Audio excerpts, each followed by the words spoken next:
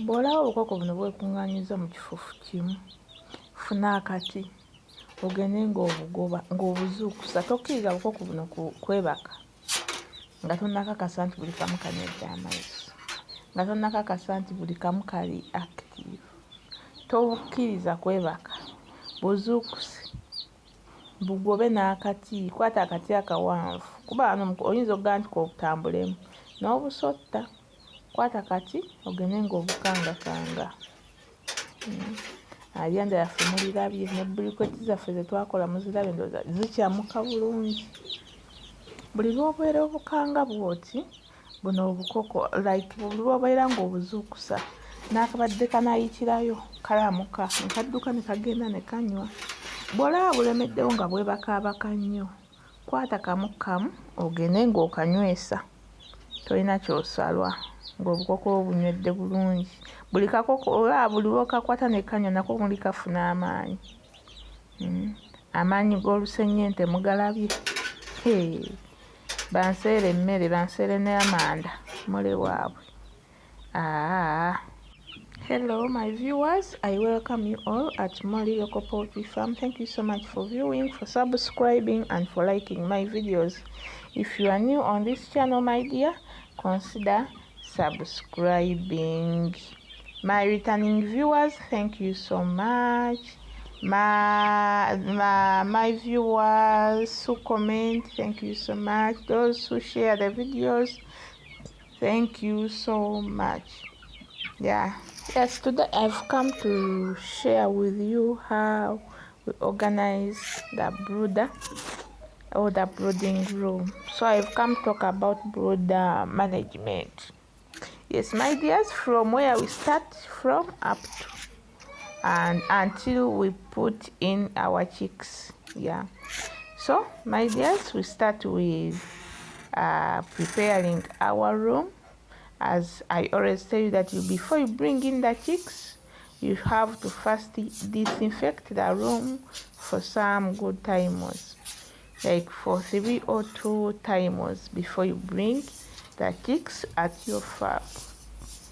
My dears, assuming you have already finished to disinfect your place, you start with putting the coffee husks in your brooding room. As you are seeing there, we put the coffee husks on the floor. After, we put the brooder paper. This time around, no wasting money. My dears, the feeds are very, very, very expensive. So I decided to improvise. Mori, I'm so creative. I know that I am very creative. Now, instead of wasting money on buying brooder paper, for me, I decided to use the sacks that I used to the sacks that they always put the feeds for my chicks. Now, instead of throwing those sacks, for me, I keep them, I wash them, I keep them in a clean place such that I reuse them. So this time around, the sacks or the budaya are the ones that are going to act as brooder papers. Instead of wasting the canana buying brooder paper, for me, I am going to save that canana and I add some little money to buy the vaccine. So members, in this business, you have to be creative such that you maximize your profits. So, my dears, for me, I don't throw things anyhow. Once I look at something which is important to me, I keep it. Simanyi baba bayita batya abo mu Luganda, abakadde batasuula buntu bwabwe. Ndowooza nange bwe ntyo bwe ndi. So bwe ndaba nti ekintu nja kikozesa in future sikisuula, obuddeyo bwo sibusuula kuba mbukozesa ebintu bingi ng'ogyeko okubukozesa nga brooder paper. Nina obuntu wano gye nabusanga nga babukozesa ne ngamba kati ffe brooder paper kanaana kalamba bwa mutwalo, ogwo mutwalo yongerako siringi nga mmeka n'ogula vaccine. Kyokka ng'obuddeyo obwo babutuweeramu emmere, tubuguliramu emmere y'enkoko. kati obukungaanya tolina gy'ogenda butunda, tolina gw'ogenda buguza. Kati lwaki oba tobukozesa naawe ekintu eky'omugaso noleka okubanga buli kiseera ospendinga oba okiraba. So ekiyumba kyaffe bw'omala wansi okuteekako obukuta oteekako obukuta butonotono, jjukira nabo bwa bbeeyi. Lwaki tuteekayo buno obukuta? Obukuta buno buyambako okunywa amazzi ago. Kalimbo enkoko ze bupama abeeramu amazzi. N'olumu sometimes n'enkoko zimanyi okuyiwayiwa amazzi ne zinnya mu ddwinka nekipapula ekitoba oba obukutiya ne butoba. Kati buno obukuta bwe tuteeka wansi, obukuta bw'emmwanyi buyambako okunywa amazzi ago. Era ojje weetegereze nti bw'oba obugyawo tola nti tuba tububiseeko naye osanga butobye. Oba okitegeera ekintu ekyo nerina ebbugumu eribeera mu kiyumba lireetera obukuta okutoba. So tuteekayo obukuta butonotono ne tubiikako kungulu brooder paper yaffe. Nze this time round kwembisa obukutiya. Ekitegeera obukutiya bwange kati ye brooder paper. So wano tumaze okuteekako bulungi nnyo obukutiya bwaffe. Tusoosewo obukuta, tugenda kwaliirako obukutiya bwaffe tumale tuyingize sigiri. Sigiri eno egirenga eteeka ebbugumu mu kiyumba kino. Sigiri eno gye tusoosaayo nga tetunnateekayo kibukoko. Obukoko ne bujja mu kifo ekifo kibuguma. Ng'ekifo kibuguma bulungi. Eri empewo gye bujja nabo bambi ebuggwemu. Bwonna tugenda kujjuzaawo brooder paper zaffe oba obukutiya bwaffe. Bwonna wabe nga wabonedde era nga bw'olaba. Kitaba nti enkoko zino zireke kubojja bukuta obwo, y'ensonga eteekesako obukutiya oba brooder paper. Enkoko zino tezirina kubojja bukuta obwo kuba ekyenda ky'enkoko zino kikyali kito. Kitegeera bw'ona ozireka ne zibojja obukuta, ekyenda kino kigenda kwesiba. Weekanye ng'obukoko obukutuka tumanyi kiki kibutta. So bikka ku bukuta obwo bulungi nnyo. Mulimu ababikkisaako empapula z'amawulire, waliwo ababikkisaako ebibokisi. Gwe ekintu kyonna ky'osobola okufuna nga kisobola okubikka ku bukuta obwo ng'enkoko tezijja sobola bubojja. Ebintu bino bye tubikkako bimalako wiiki emu. Obukoko bino bimala okuweza wiiki nga bumaze okutegeera amazzi gabeerawa, emmere ebeerawa. Ebyo bye tuba tubisse ku bukuta tubiggyako. N'obukuta bwennyini obwo butadde wansi ne tubufulumya ne twerawo bulungi ne tuyiwawo obukuta obupya. So tewali nsonga ekuguza kipapula kya mutwalo ng'olina ebintu by'osobola okuteeka ku ki byosobola okubikkisa. Okasita ebintu by'ogenda okubikkisako biba nga biyonjo, nga bitukula, nga si bikyafu nti ate birwaze enkoko zaffe. Kati tumaze okutegeka ekifo, tugenda kutegeka amazzi gaffe. Nabagamba amazzi gano tugafumbengako, tugabugumyeko gabeere amazzi gayita lukewarm water nga bw'oteekamu engalo owulira nti gabuguma. Engalo eno esensinga nti ekintu kikola kibuguma. Lwaki tugabugumyako? Amazzi obukoko buno bambi empewo ebufuuwa tebunnalya kintu kyonna. Kati bwe butuukira ku mazzi ate agannyogoga nabwo tebujja kufiiringa bulungi. Obukoko buno tubukwate nga bw'okwata omwana wo. Baby tamanyi bbeere we liri, tamanyi kiki, tamanyi naye basika bbeere kuyonka. Kati bwe buno obukoko tulina obubugumizaako ku mazzi gabe nga gannyogogamu kati nti ekyenda kino kireke kwekanga. Amazzi gano tetukoma ku kyakugabugumya bubugumya.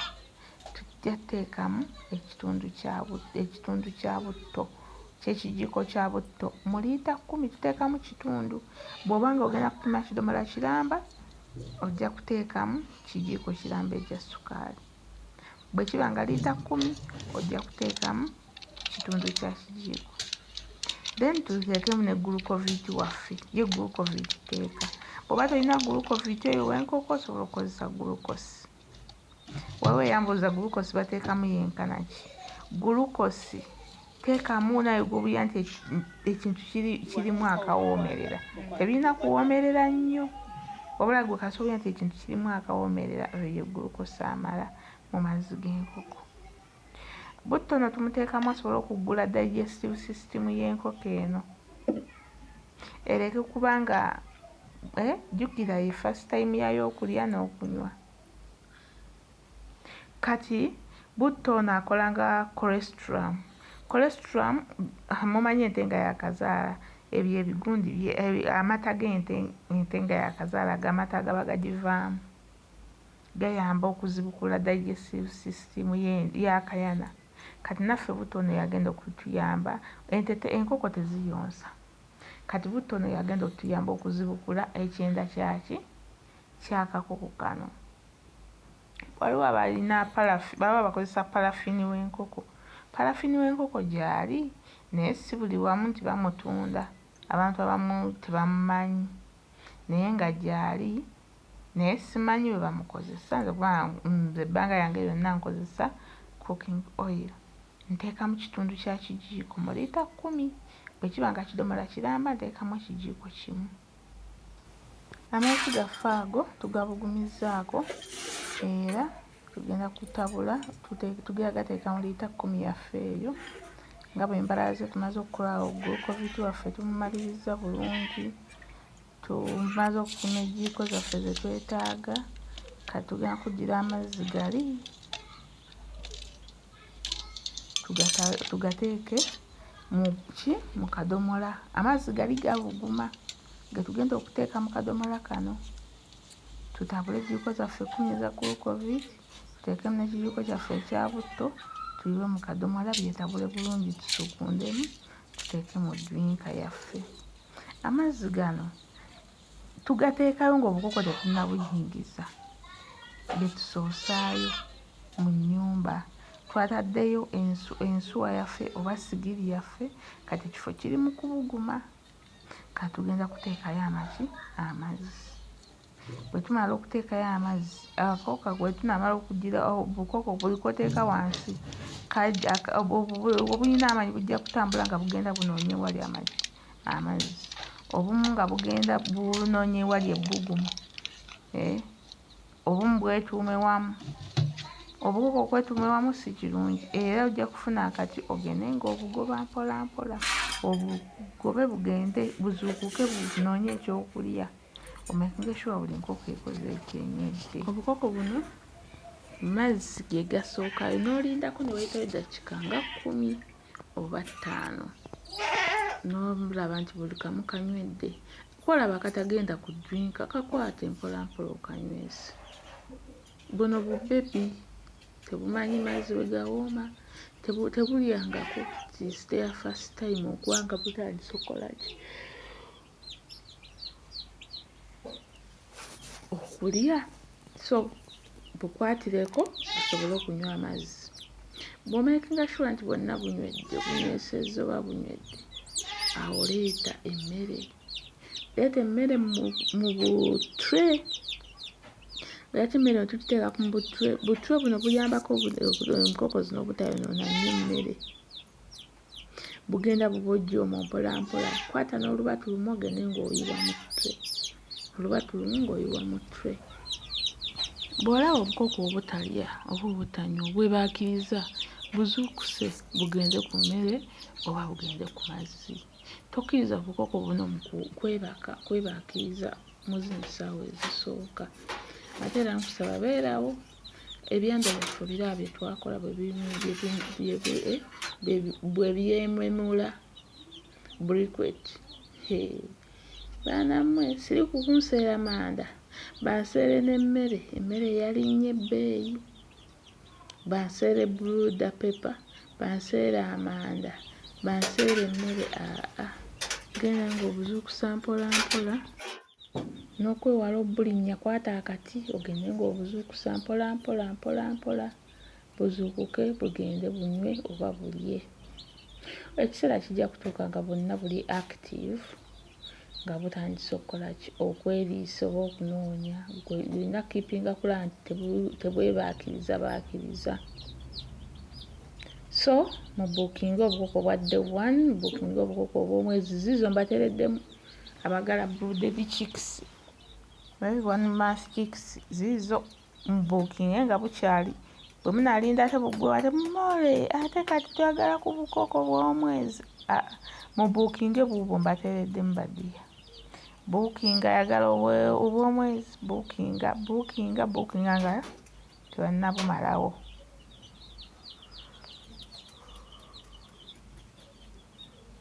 n'abaagala amagi agali fertilized mubuukinge, abaagala obukoko obwa day one mubuukinge.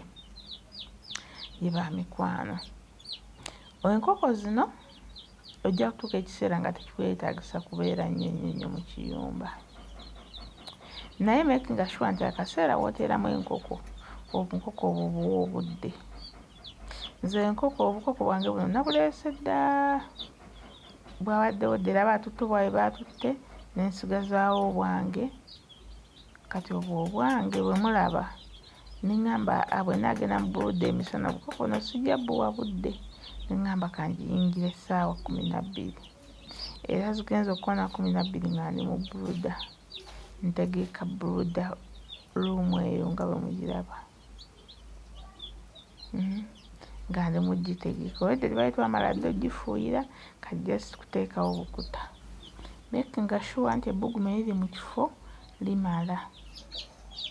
Ate era supervising obukoko buno buleke kufa. Bw'onooba buleke okwebaka ennyo bujja kuyitirayo mukwano.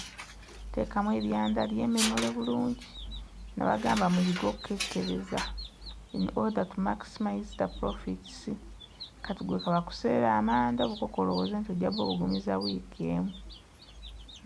Nze baganseera nga nneekolera, gyesigale ago amagulu ntabukamu tabusi matono nenteekako ebiboolo byange. Kitegeera ekintu ekyo. Olaba ebiboolo bino tebisobola kwaka byokka, naye olina okuteteekanya ensuwayo oba sigiriyo. Ffe tuteekamu ne ku mayinja, baanammwe tetutaakole, tuteekamu ne ku mayinja nti omuliro neeguba guweddemu, ejjinja lino lisigala libugumya ekifo. Kitegeera. So tujje okukekkereza. Brooding eno tuba tugikola ba mikwano, tuddira amazzi gano nga tugateekamu. Oteeka amazzi kati tray ya mmere, mazzi mmere, nti akoko eka keekyusa kadda ku mmere ku ludda luli, eno ne kadda ku mazzi. Mmere mazzi, kaba tekanywedde kaba kajja kulya, kaba tekalidde kaba kajja kunywa. So si kuddira mazzi n'ogateeka sayidi emu ate n'emmere n'ogiteeka sayidi emu, you mix mmere mazzi bw'otyo. Obukoko buno bw'omuliro we gumala okukyamuka bulungi, ojja kulaba nga obadde busembera kusigire, bukyasembera nnyo, butandika okwenoonyeza emmere, ekyokulya n'okunywa. Bw'omanya nno nti kati butandise okubuguma. Bw'olaba busembedde nnyo kusigiri, manya nti empewo bukyawulira empewo, naye gwe tobukkiriza era ffe okulaba nti obugobawo. Then bw'oba otuuse ekiseera eky'okugenda okwebaka, making sure nti oleka osetinze omuliro gwo nga bwe kyetaagisa. Kuba jjukira bw'oyebaka ojja kuzuukuka ate nga bukedde. Kati oyitaga n'okomawo nga eruumu ekyalimu nti ku makya omuliro ogwo bw'omalira okusetinga essigiri biki ng'empewo tebufuuye nnyo. Naye nandikubiriza kisigenda ssaawa 5 oba 6 okwebaka.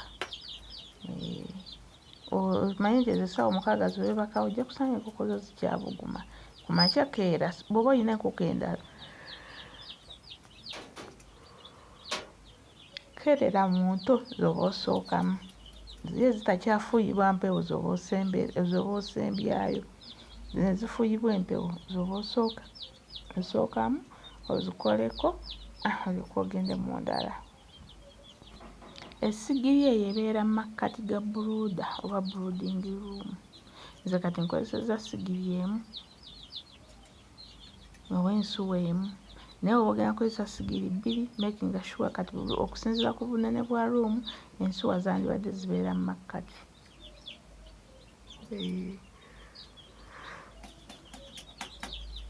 Like nti nga ebbugumu lisobola okutuuka kwonna. Kati bw'ogiteeka ku kisenge eba egenda kubugumya ekisenge, kati ogiteeka mu makkati ga kiyumba. Oba kitegeera ekintu ekyo. Emmere teekamu ensaamusaamu, kuba buno obukoko bumanyi okutuula mu tray ne bupamamu.